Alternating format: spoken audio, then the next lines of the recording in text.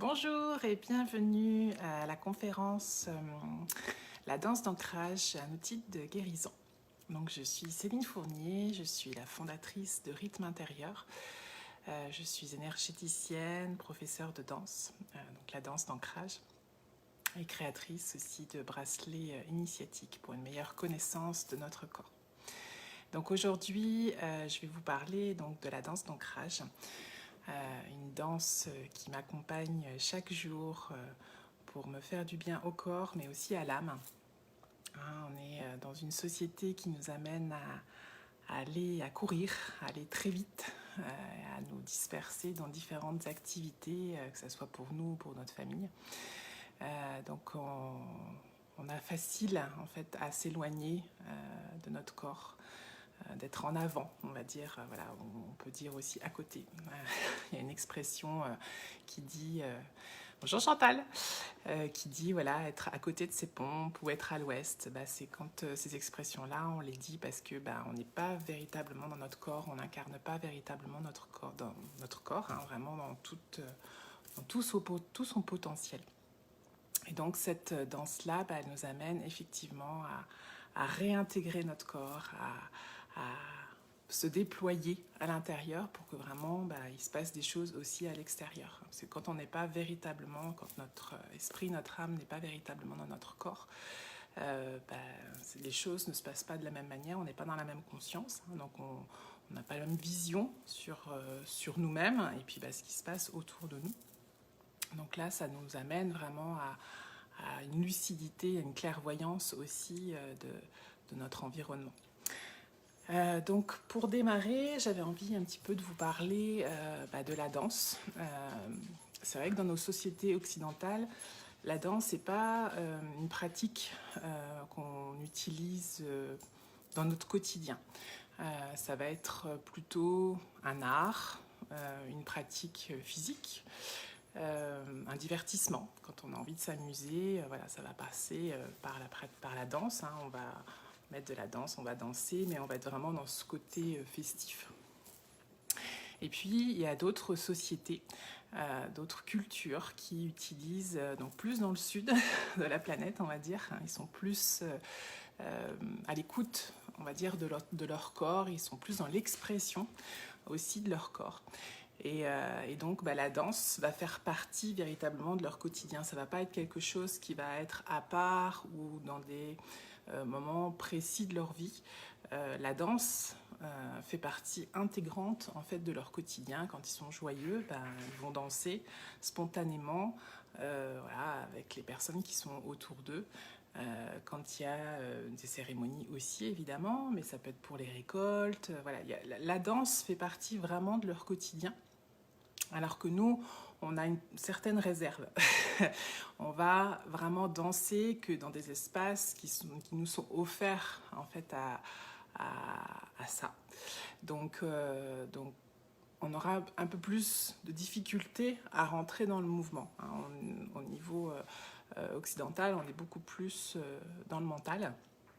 Donc, ça va nous demander une petite... un élan pour oser aller exprimer qui on est sur la piste de danse ou là où on est avec les personnes qu'on est.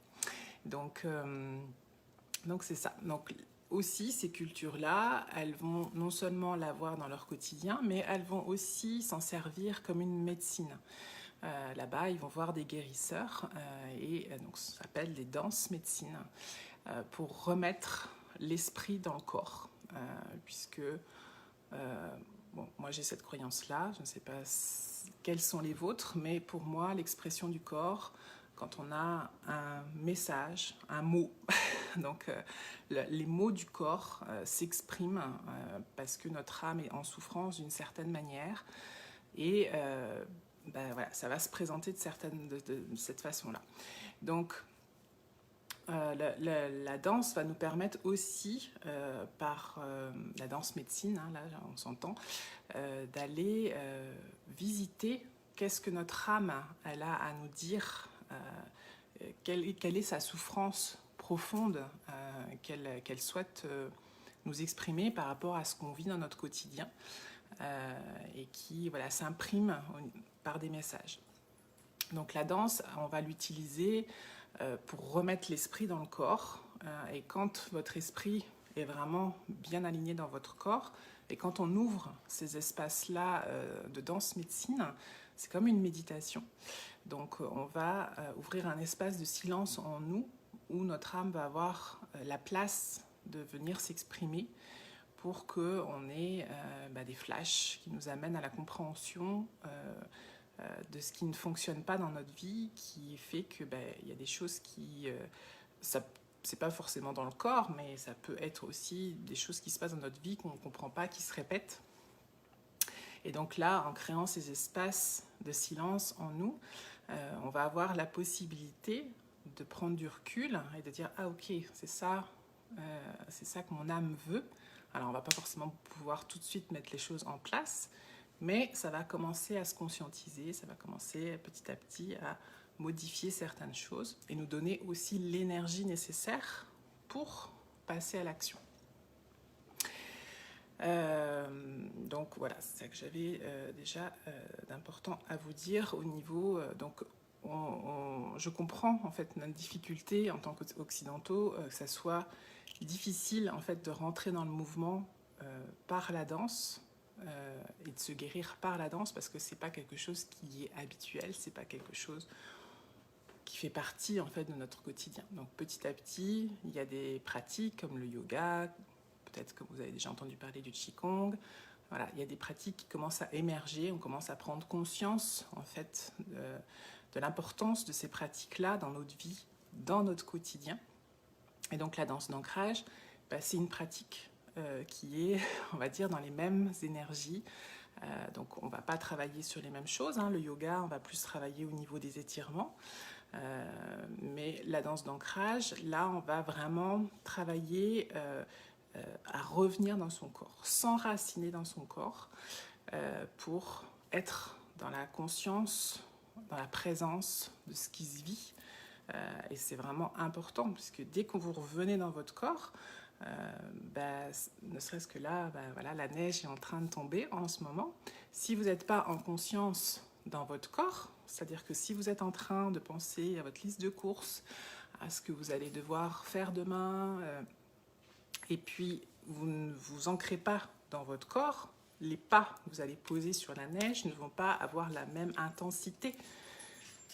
Faites l'expérience. Ne me croyez pas, faites l'expérience. Je pense que vous l'avez déjà fait.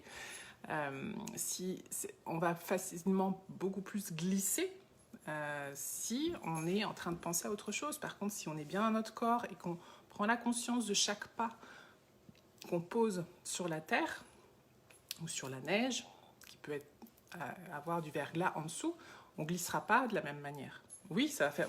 Mais notre corps va avoir une pulsion intérieure qui fait qu'on va moins glisser facilement.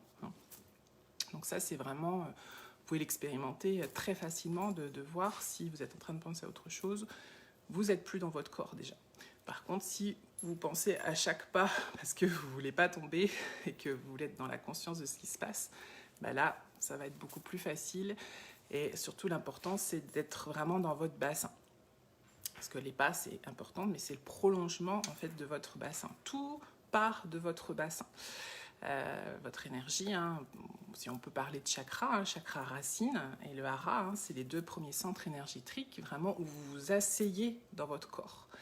Donc c'est vraiment mettre la conscience là, vous avez toute votre énergie. Pareil, quand vous êtes assis et que vous voulez vous lever, faites juste l'expérience de vous lever sans conscience en pensant à autre chose. Si vous mettez la conscience dans votre bassin, vous posez l'intention dans votre bassin. Quand vous allez vous lever, vous aurez un ressort beaucoup plus actif. Vous allez être soutenu parce que vous êtes dans la conscience de votre geste. Donc ça, c'est important de mettre ça petit à petit dans notre vie. Et on ne nous l'a pas appris. Donc c'est d'autant plus difficile, il faut réapprendre.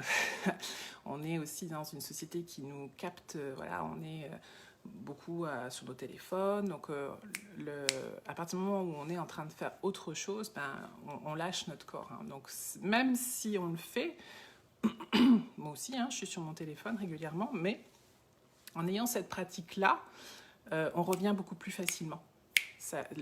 L'esprit revient dans le corps beaucoup plus facilement. Alors que si on laisse faire, ça va être beaucoup plus difficile, et on peut le voir, moi je le vois dans mes cours, c'est que des personnes qui sont distraites par toutes sortes de choses dans leur vie, la difficulté est beaucoup plus grande de rentrer dans les mouvements, parce que là ça demande vraiment de s'accompagner, d'accompagner nos bras, d'accompagner nos jambes, d'accompagner notre tête, et à être dans la conscience de chaque partie de notre corps. Donc évidemment, c'est de le conscientiser, de voir que c'est pas aussi facile. C'est ok, il n'y a pas de drame par rapport à ça. C'est juste se dire, effectivement, ça va être important que je mette ça en place dans ma vie pour toutes sortes de raisons. Alors pourquoi c'est important? Déjà, dans votre bassin, je vous disais, effectivement, tout part de là. Donc vous avez une source d'énergie, souvent qui n'est pas exploitée. Donc quand on va ramener la conscience de notre bassin, avec cette pratique de la danse d'ancrage, vous allez... l'énergie, on appelle ça la Kundalini, qui est située dans votre sacrum, elle est souvent endormie. Donc là, le fait de rentrer dans le mouvement, on va aller stimuler en fait cette zone-là, qui n'est pas forcément utilisée, même dans d'autres formes de pratiques corporelles. Et ça va vraiment stimuler cette partie-là. Donc l'énergie source, moi je l'appelle comme ça, elle va pouvoir jaillir. On va souvent prendre de l'énergie à l'extérieur, donc par l'excitation, par de la consommation, peu importe, parce que d'aller faire les magasins, c'est très excitant d'aller s'acheter des nouvelles affaires. Donc ça va nous donner de l'énergie. Quand on mange, ça nous donne de l'énergie. Quand on voit des amis, ça nous donne de l'énergie. Mais tout ça, c'est de l'énergie qui vient de l'extérieur. On a une énergie qui est précieuse et qui est inépuisable, qui est située dans notre bassin. Et on y va très peu, se connecter à elle. Donc là, avec cette pratique de danse, on va pouvoir faire jaillir cette énergie qui est à l'intérieur de notre corps. Une autre raison, quand vous êtes... je reprenne... Ouais. Donc la danse, on va faire de la géométrie sacrée avec notre corps. Donc ça aussi, ça va activer nos cellules, ça va les régénérer. Donc s'il y a des petites cellules qui ne sont pas en bonne forme, ne serait-ce que par la mise en action en fait, de notre bassin, faire jaillir notre source intérieure, la géométrie sacrée qu'on va créer avec notre corps va aussi aller régénérer nos cellules. Et puis, ce qui est important, c'est que quand il y a des moments où on est dans l'émotionnel aussi, vous avez certainement tous vécu des passages où nos émotions nous emportent. Toutes les personnes qui ont des personnes hypersensibles, mais sans forcément être hypersensibles, on peut avoir des émotions des émotions de colère qui remontent. Donc c'est des choses qui peuvent être liées à notre enfance, quelque chose qui ressurgissent, ou des profondes tristesses. Le fait de pratiquer des pratiques comme le yoga ou la danse ou le qigong, ça va vous permettre vraiment de vous reconnecter à votre corps. Donc vous allez être beaucoup plus... ça va être beaucoup plus facile de traverser ces tempêtes émotionnelles. Donc ça, c'est pas négligeable de pouvoir avoir, on va dire, un bâton sur lequel se tenir quand on est parti dans ces chaos émotionnels.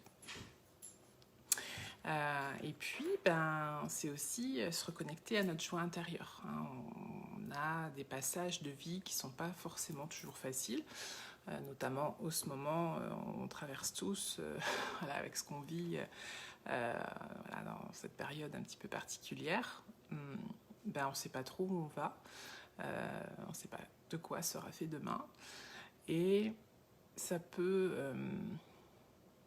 nous retirer notre joie intérieure. hein. Ça fait ressurgir des peurs qui fait que notre joie peut passer au deuxième, troisième plan. Donc c'est aussi voilà, garder quelque chose qui rallume votre flamme intérieure, ça c'est important aussi. Alors je voulais aussi parler pour les personnes qui sont en souffrance morale, physique, hein, donc dès qu'on a des douleurs aussi, on n'a qu'une envie aussi, c'est de quitter notre corps.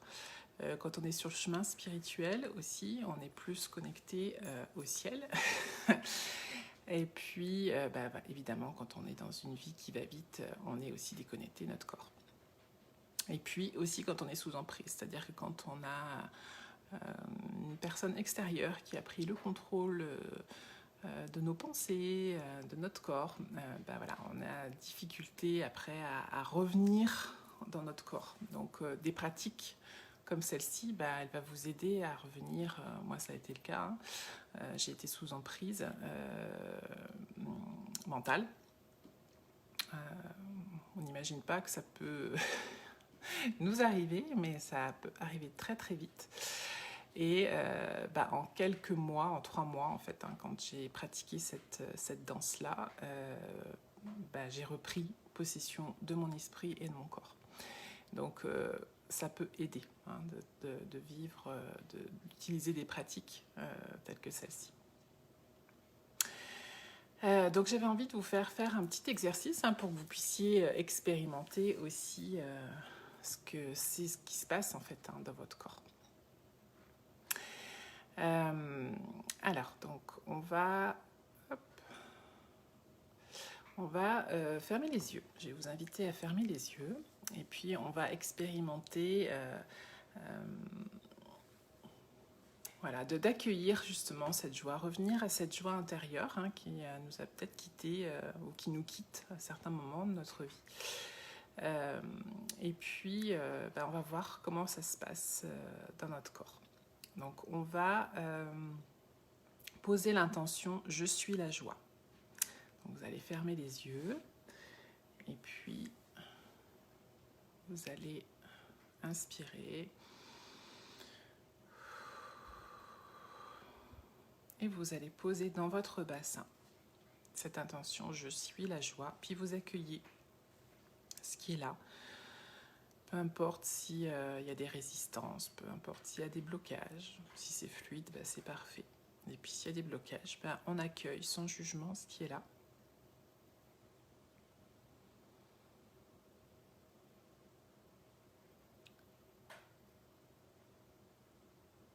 On ressent comment ça se passe dans le corps, dans le cœur, dans la tête, le mental. Qu'est-ce qui nous raconte notre mental là, en ce moment?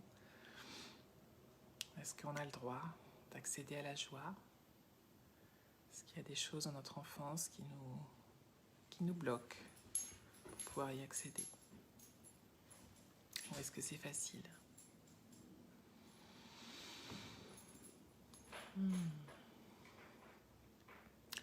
Donc là, vous voyez, juste prendre le temps de s'observer avec juste une intention de connexion à soi, de voir comment ça se passe dans le corps. Est-ce que c'est fluide ou est-ce que c'est pas fluide? Et puis si c'est pas fluide, il y a des outils pour pouvoir aider à revenir à cette fluidité. Donc pour nous aider, on va poser cette intention et dans le mouvement, on va imprimer cette intention dans le corps. Puisque même si on veut tendre vers quelque chose, c'est-à-dire qu'on cherche tous à être heureux, on cherche tous à être dans la joie. Donc c'est vraiment quelque chose qu'on a envie. Sauf qu'on peut avoir des blocages qu'on n'a pas conscientisés hein, et qui sabotent en fait notre envie, enfin en tout cas que ça puisse se réaliser dans notre vie. Donc comment les libérer? C'est ça qui va être important, c'est de pouvoir libérer ces espaces-là qui nous empêchent, hein, ces croyances limitantes qui à un moment donné nous ont fait croire qu'on n'avait pas le droit d'être en joie, de rire, parce que c'est pas sérieux, parce que voilà, il y a tellement d'autres choses à faire que de rire et d'être joyeux, hein, des petites phrases. Voilà, ça peut venir jouer dans notre inconscient et nous empêcher d'exprimer notre joie. Donc, je vais vous faire un petit exercice. Là, on va rentrer dans le mouvement. Donc, vous pouvez rester assis. Et on va juste se libérer de ce qui nous empêche d'expérimenter la joie. Donc, dans la danse d'ancrage, on a 36 mouvements, 36 danses reliées chacune à une intention. Et puis, celle que je vais vous proposer, c'est une danse de purification. Donc, c'est une danse qui nous permet de pouvoir purifier tout ce qui nous empêche d'accéder à quelque chose. Donc, il y a plusieurs solutions. Quand il y a quelque chose qui bloque dans notre vie, soit on va pouvoir aller le libérer par l'esprit, hein, en allant voir un thérapeute qui va vous aider à rechercher dans votre enfance qu'est-ce qui est bien bloqué. Ou alors, en rentrant dans la danse, en rentrant dans le mouvement, ça s'est bloqué dans votre corps. Donc, à partir du moment où on va rentrer dans le mouvement, le corps va se débloquer, ce qui fait que ça va aussi débloquer au niveau de votre esprit. Ça va faire le chemin inverse. Donc, on peut faire le mouvement debout. Là, moi, je vous propose de le faire tranquillement pour l'instant. Donc, vous allez mettre vos mains de cette manière-là. Et vous allez les positionner devant les 4 premiers centres énergétiques. Donc, le chakra racine. Donc, moi, je vais me lever pour vous montrer. Donc, ici, 2, 3 et 4. Donc, on va aller chercher tous les blocages qui se trouvent dans nos 4 premiers centres énergétiques. Déjà là, c'est nos centres énergétiques qui nous relient à la Terre, qui nous empêchent de véritablement nous incarner. Donc, on va aller nettoyer 1, 2, 3, 4. Et on va redonner à la Terre tout ce dont on n'a pas besoin sur les 4 centres énergétiques. Donc là, on monte, 2, 3, 4, puis on redescend, 5, 6, 7, 8. Donc ça, vous pouvez le faire assis dans un premier temps. Évidemment, quand moi je donne des ateliers, on est debout, on va associer les jambes, la tête. Mais là, le but, c'est déjà de commencer à vous faire connecter, sans forcément rentrer dans la danse. Déjà, juste par le mouvement, vous allez voir que l'intention, avec le mouvement, il se passe déjà des choses dans notre corps.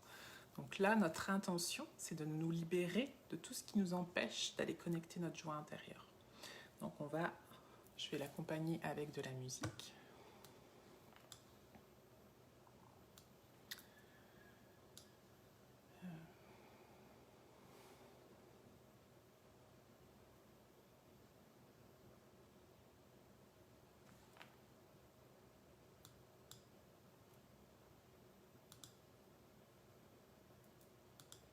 Mokomi bale mi satomine. Donc 1, 2, 3, 4. Après on redescend, on redonne à la terre. 5, 6, 7, 8. Encore 1, 2, 3, 4, 5, 6, 7, 8. Encore une fois. 1, 2, 3, 4, 5, 6, 7, 8. Alors, ce qui est très important aussi quand on est dans la danse, dans ces danses médecine, c'est de travailler avec notre souffle. Donc, avec le mouvement, on va ajouter une respiration. Donc là, on va inspirer sur 4 temps et on va expirer sur 4 temps. Cette danse, elle nous amène dans un état extatique, elle nous amène dans un état méditatif profond. Donc la conscience du souffle va vous aider à aller dans cet espace-là de méditation profonde.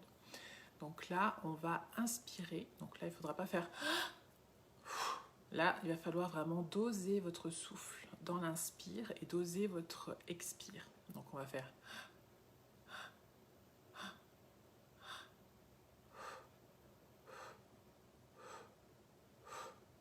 On inspire. Expire. Ok. Donc on va faire ces 4 inspires sur nos 4 mouvements où on va chercher tous les blocages de notre corps. Et l'expire quand on redonne à la terre. Donc on va le faire ensemble. Donc 1, inspire, inspire, inspire, inspire, expire, expire, expire, expire. Ok? Donc je vais rajouter la musique, c'est toujours plus sympa. Et on y va ensemble.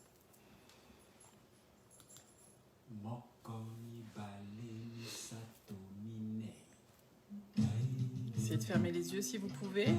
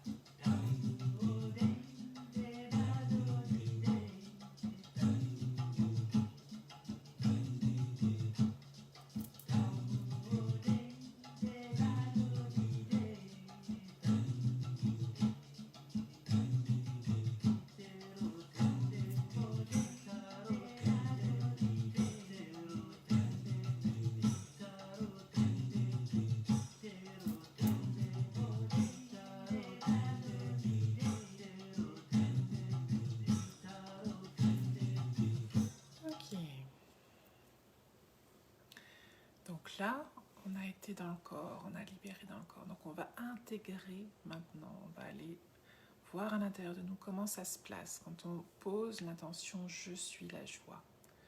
Donc vous allez inspirer et poser l'intention « je suis la joie » dans votre bassin.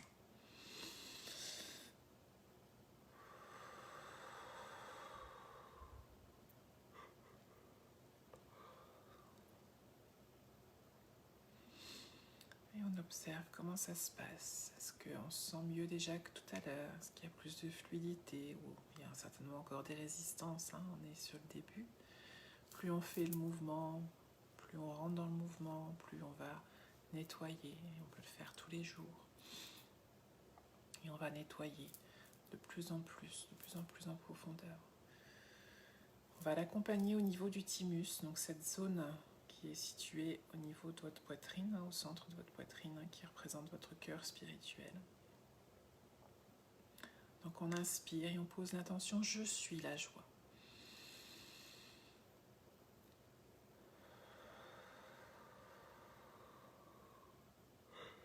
Si vous avez envie de bâiller, c'est parfait, c'est que ça se libère.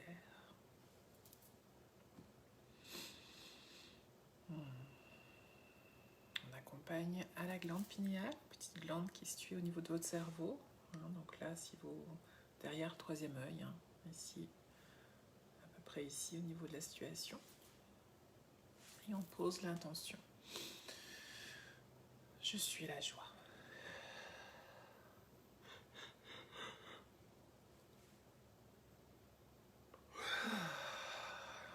Et on laisse redescendre pour aller informer toutes vos cellules de cette nouvelle vibration, la libération qui se sont opérées pendant cette petite danse. on observe comment on se sent à l'intérieur de nous.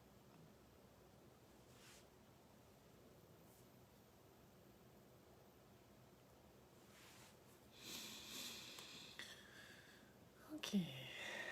Donc là, on pourrait très bien aussi danser. On a un mouvement qui s'appelle la joie. Hein. Donc là, je vous ai proposé une petite partie du mouvement de Je suis la pureté pour permettre de libérer ce qui peut empêcher d'accéder à notre joie intérieure.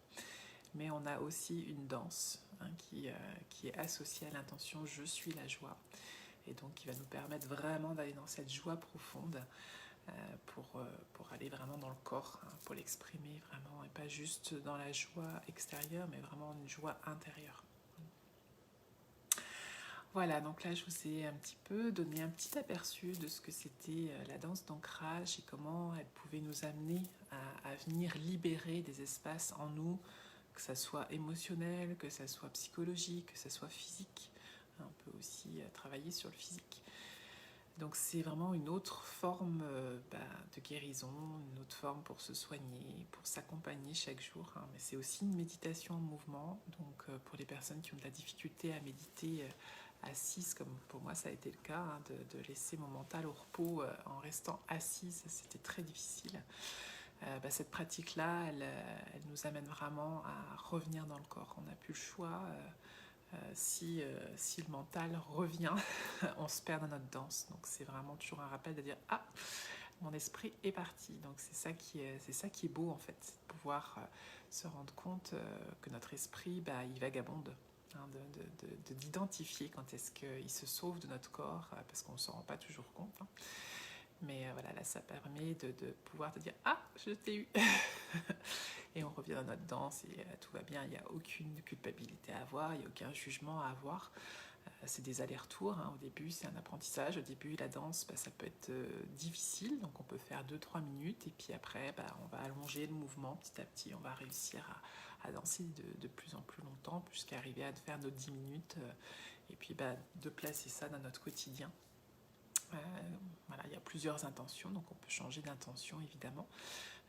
Moi j'ai créé une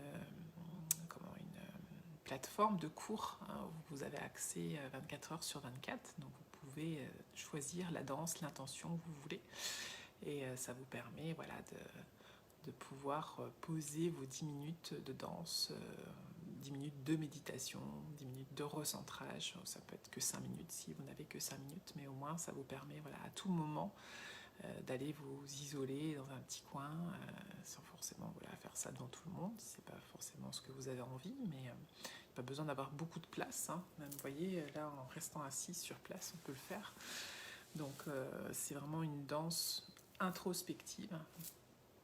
Donc, on ne fait pas des mouvements, on n'a pas besoin d'une grande salle pour pouvoir pratiquer cette danse-là. Voilà, si vous avez des questions, si vous reprenez en replay, n'hésitez pas à m'envoyer des petites questions, ça me fera plaisir d'y répondre.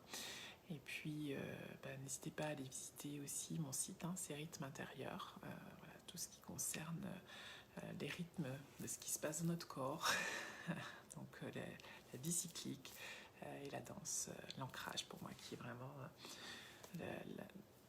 la chose la plus importante aujourd'hui si on veut changer notre monde déjà autour de nous, mais en tout cas vivre plus sereinement tout ce qui se passe dans notre vie. Voilà, je vous souhaite une belle continuation. On se retrouve tout à l'heure. Je vais faire aussi une autre conférence sur la danse et la sexualité. Voilà, je vous embrasse bien fort. Bye.